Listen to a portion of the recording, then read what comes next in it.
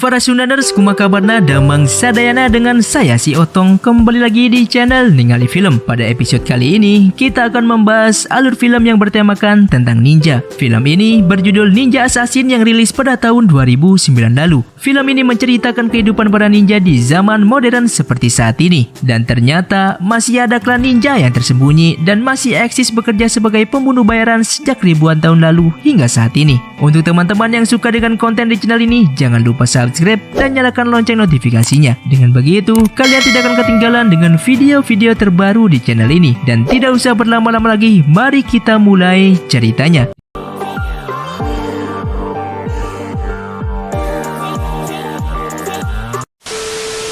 Di awal film, kita melihat seorang pimpinan klub Yakuza Machi yang berlokasi di Osaka sedang menato punggungnya. Dia terlihat kesal karena merasa kesakitan saat ditato. Si tukang tato yang sudah tua mengatakan kalau misalkan ada orang yang merasa kesal dan kesakitan saat ditato, maka orang itu tidak cocok hidup di lingkungan yang keras. Pimpinan Yakuza itu pun marah dan merasa terhina. Kemudian, datang salah satu anak buahnya membawa sepucuk surat yang berisi pasir hitam. Si tukang tato terlihat ketakutan melihat pasir hitam yang keluar dari dalam surat itu. Hal itu menandakan sesuatu yang mengerikan akan segera terjadi. Si pimpinan Yakuza dan anak buahnya tertawa dan menganggapnya lelucon.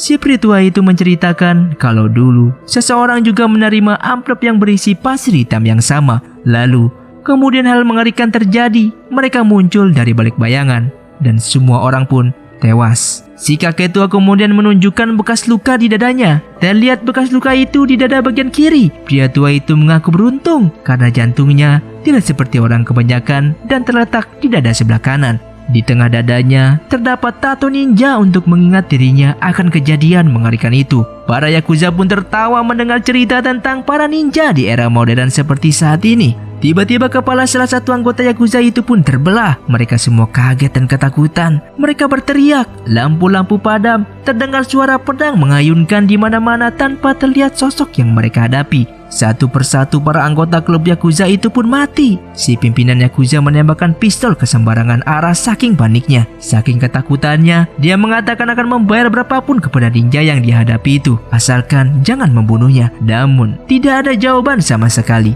Si pria tua itu mengatakan kalau sia-sia bernegosiasi dengan makhluk ini karena mereka bukan manusia melainkan iblis yang dikirim dari neraka. Saat sedang panik, kemudian tangan si pimpinan Yakuza itu tiba-tiba putus dan kepalanya ditebas senjata tak terlihat. Dia pun tewas seketika. Sangat mengerikan. Kemudian dari balik bayangan muncul sosok ninja yang dia maksud. Ninja itu berjalan mendekati si pria tua itu dengan mata yang dingin. Sang ninja tanpa basa-basi langsung menebas si pria tua itu. Kemudian berpindah di kota Berlin di markas Europol. Seorang agen penyelidik yang bernama Mika Koretti menemui atasannya yang bernama Maslow. Dia memberikan hasil penelitiannya tentang pembunuhan misterius yang terjadi di akhir-akhir ini. Dimulai dari insiden terbunuhnya Ratu Korea di tahun 1800-an oleh anggota klan Ninja Ozunu. Mika menyelidiki transkrip persidangan terdakwa yang bernama Kuritoko Mushika Azaki, di mana jaksa menanyakan soal pembayaran 45,3 kg emas kepada klan Ozunu, di mana setelah itu tidak pernah dibahas lagi sampai sekarang. Jumlah itu sama dengan rumor yang beredar di mana ada kelompok Yakuza membayarkan 45,3 kg kepada klan Ozunu yang berujung pembantaian klub Yakuza Machi yang berlokasi di Osaka sebelumnya. Mika jika berpikir klan ini berusia ribuan tahun dan tidak pernah berubah dalam menghargai nyawa buruannya. Kemudian, Mika menelusuri lebih dalam lagi. Mika menemukan keterkaitan atas insiden tewasnya Perdana Menteri Rusia Zhukov dengan klan Ozunu. Sehari sebelum pembunuhan terdapat transfer misterius dari pihak Shanghai berjumlah sama persis dengan nilai 45,3 kg emas saat ini. Mika mengatakan kalau klan Ozunu bukanlah mitos tetapi nyata. Klan itu menculik anak-anak jalanan dan dilatih mereka menjadi mesin pembunuh. Maslow merasa semua hal ini tidak masuk akal. Dia belum bisa mempercayainya.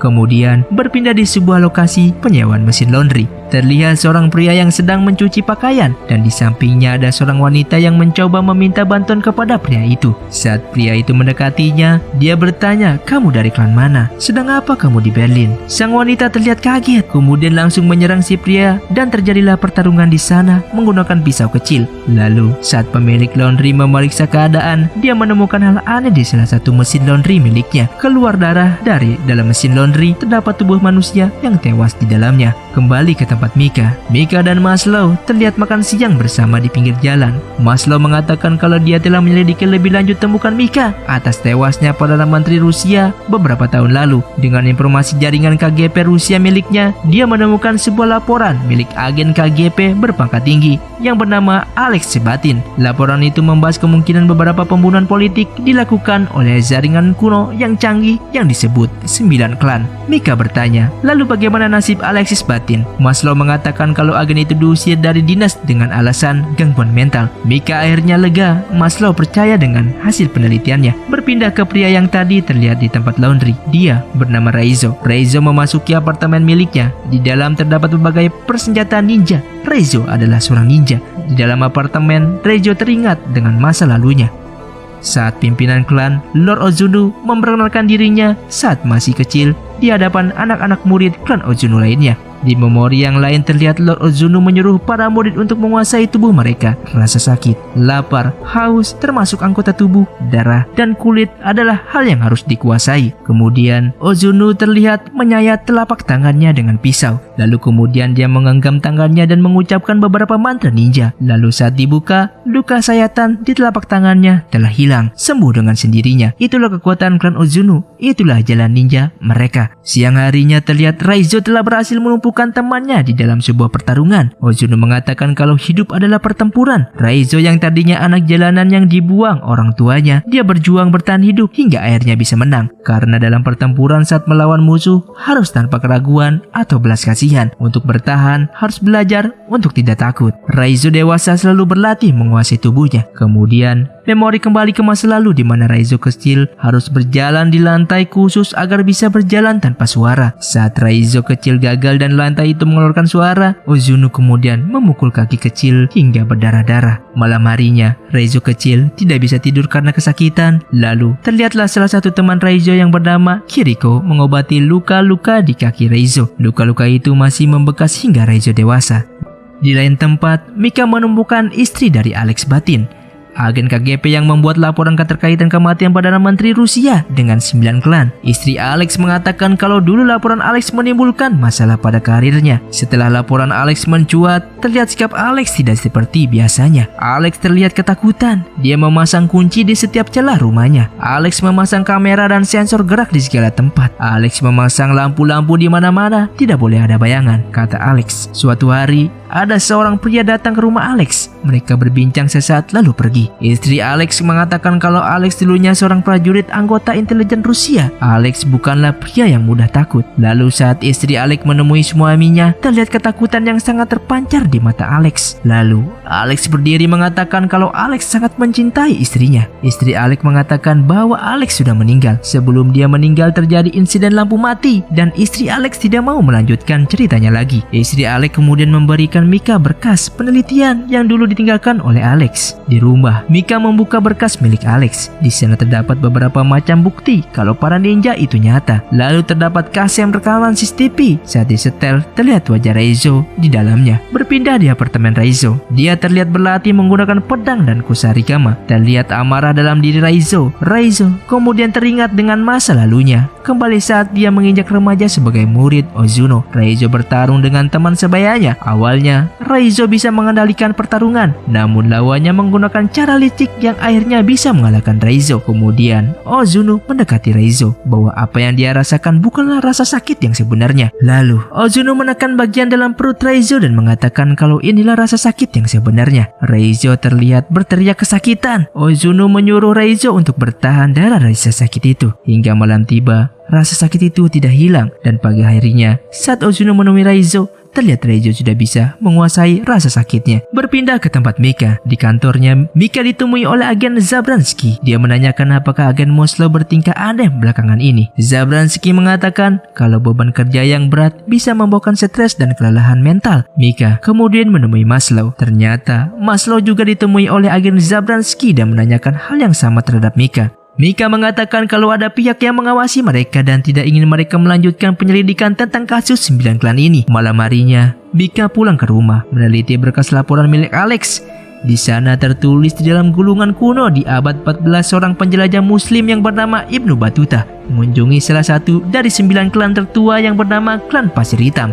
Di dalam sido terpencil yang tersembunyi di balik pegunungan bersalju, Ibnu Battuta melihat perayaan makan malam diiringi pertunjukan pertarungan bela diri dua bocah kecil yang berusia di bawah 10 tahun. Kemudian berpindah ke tempat Raizo. Saat di perjalanan, Raizo teringat masa lalunya bersama Kiriko. Terlihat Kiriko memotong tali bonsai. Raizo yang melihatnya mendekati Kiriko dan mengatakan kalau Kiriko akan dihukum karena tindakannya. Kiriko mengatakan kalau jantung pohon akan tahu kemana mereka tumbuh. Raizo menjawab kalau pohon tidak punya jantung, sedangkan menurut Kiriko semua makhluk hidup mempunyai jantung. Raizo lalu menjawab lagi kalau dirinya tidak mempunyai jantung.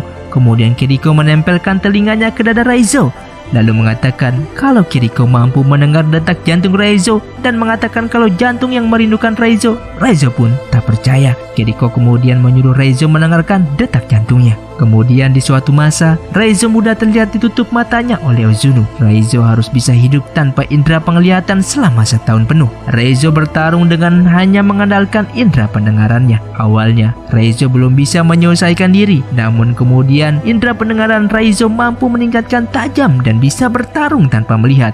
Raizo mampu mendengar gerakan lawannya dan dapat mengalahkannya. Malam harinya, saat istirahat dengan kemampuan indera pendengarannya, Raizo mampu mendengarkan detak jantung Kiriko yang berdetak seirama dengan detak jantungnya. Raizo pun tersenyum. Di lain hari, Kiriko terlihat mampu mengalahkan lawannya di dalam pertarungan.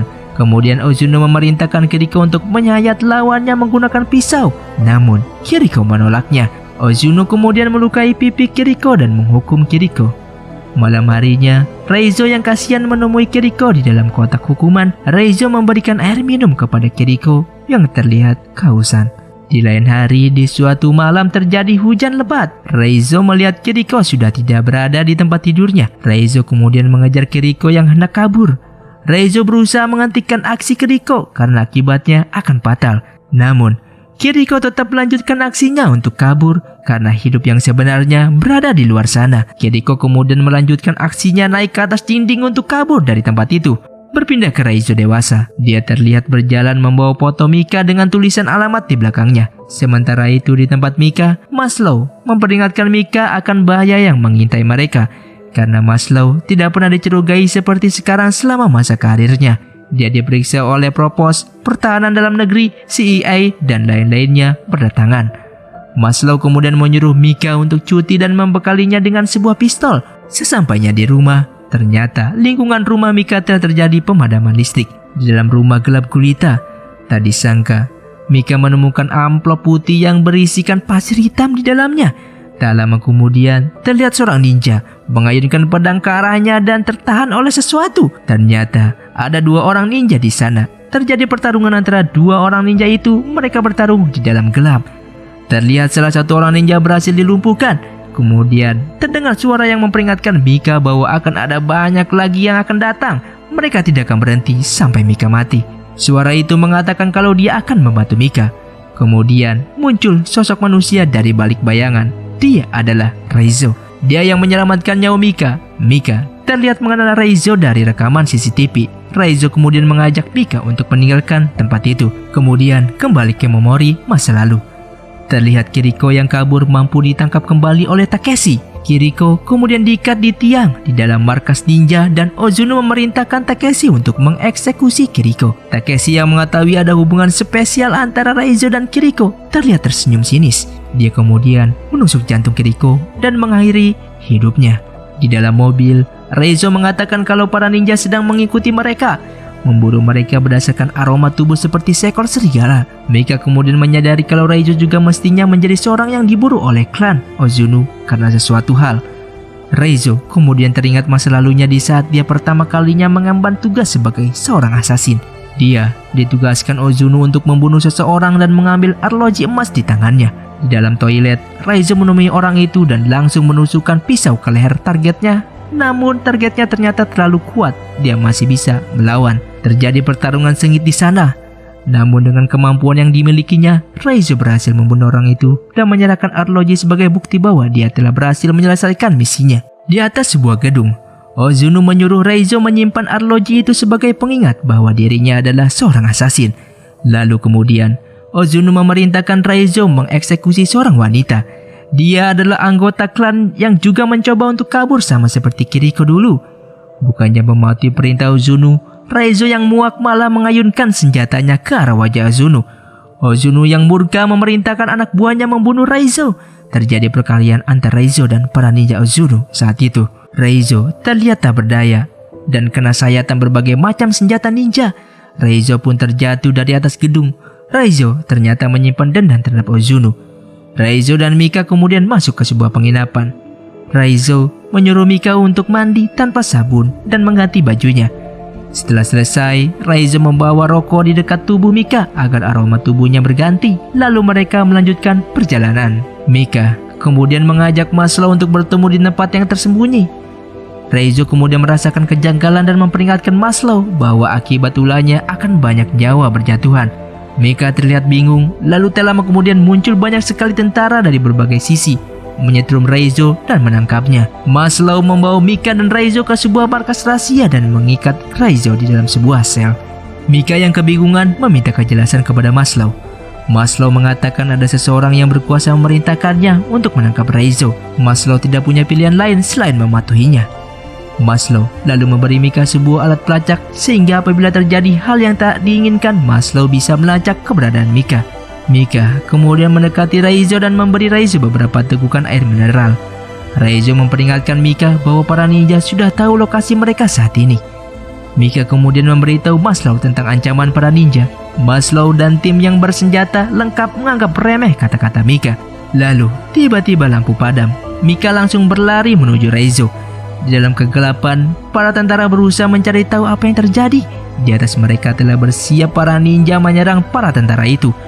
Satu persatu tentara itu tumbang diserang oleh para ninja yang bergerak dalam gelap. Para ninja juga terlihat menyerang tentara yang ada di dekat Mika. Lalu Mika mengambil kunci sel di tubuh tentara yang tewas dan membuka rantai mengunci Raizo. Terlihat sosok bayangan memasuki ruangan Raizo. Tepat waktu saat tangan Raizo berhasil dibuka kuncinya, dia bisa menghabisi ninja di dekatnya. Saat Raizo dan Mika berjalan keluar ruangan, terdengar senyap sekali.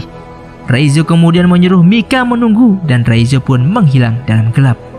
Terdengar suara pertarungan tetapi tidak terlihat sosok Raizo. Lalu kemudian muncullah Raizo dan seorang ninja bertarung. Raizo berhasil melumpuhkan ninja itu.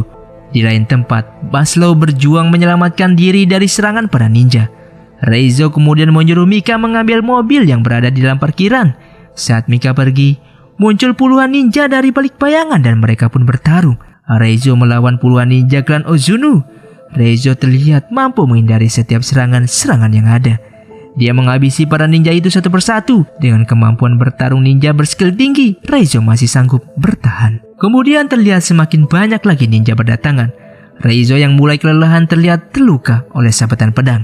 Raizo melompat menghindari serangan para ninja.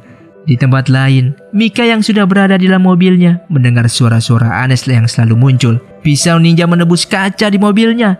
Dia pun menginjak pedal gas dengan panik. Di perjalanan, Mika dihadang oleh banyak sekali ninja dan beruntung Mika berhasil lolos keluar dari gedung itu. Di tempat Raizo, dia terluka mencoba menyelamatkan diri dan melompat keluar dari gedung. Raizo berlari di jalanan kota Berlin. Para ninja masih juga mengejarnya. Terjadi pertarungan di jalanan. Seorang ninja berhasil merobek perut Raizo. Raizo pun tumbang. Lalu muncullah Mika menabrak ninja itu. Mika kemudian menyelamatkan Raizo.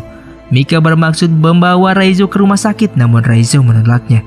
Mika kemudian membawa Raizo ke dalam sebuah penginapan. Raizo terbaring tak berdaya dengan luka di sekujur tubuhnya. Lalu kemudian dari luar penginapan, Mika melihat beberapa bayangan memasuki ruangan tempat Raizo terbaring. Pagi harinya, kepolisian datang berbekal alat pelacak milik Mika dan hanya menemukan Mika terduduk sendirian. Para ninja membawa Raizo pergi. Di dalam kotak, Raizo mencoba memulihkan dirinya sendiri dengan kemampuan yang dimiliki oleh klan Ozunu. Luka-luka itu pun menutup satu persatu dan sampailah Raizo di markas klan Ozunu. Dia dibawa di hadapan sang pemimpin klan. Ozunu berkata awalnya dia mempersiapkan Raizo sejak kecil untuk menjadi penggantinya memimpin klan.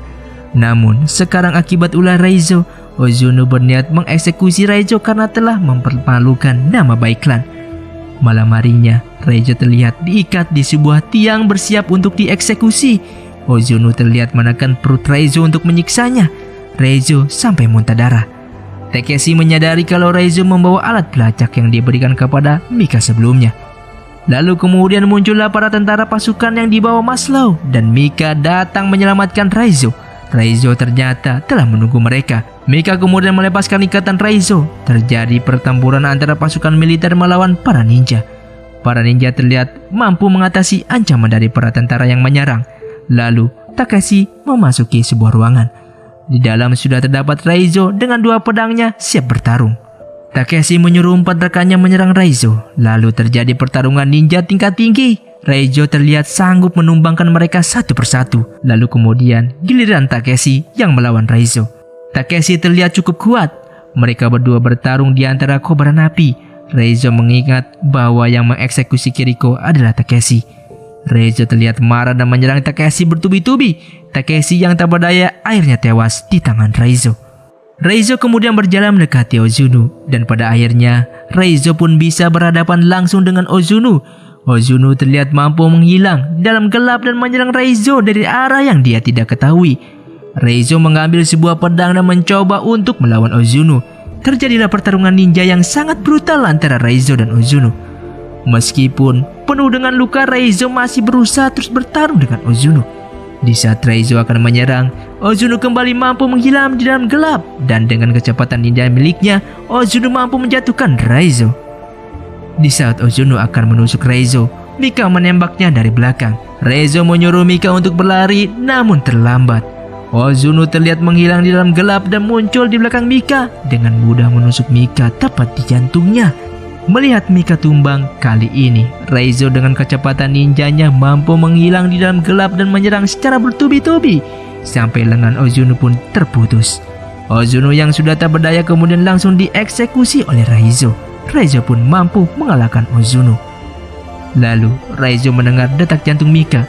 Raizo pun membopong Mika keluar dari bangunannya itu. Raizo mengatakan kepada Maslow bahwa Mika baik-baik saja.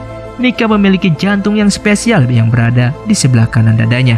Tidak seperti manusia pada umumnya, Mika pada akhirnya bisa siuman. Di siang harinya, di tempat persembunyian klan Ozono saat api sudah padam, Raizo terlihat sendirian di markas Ozono.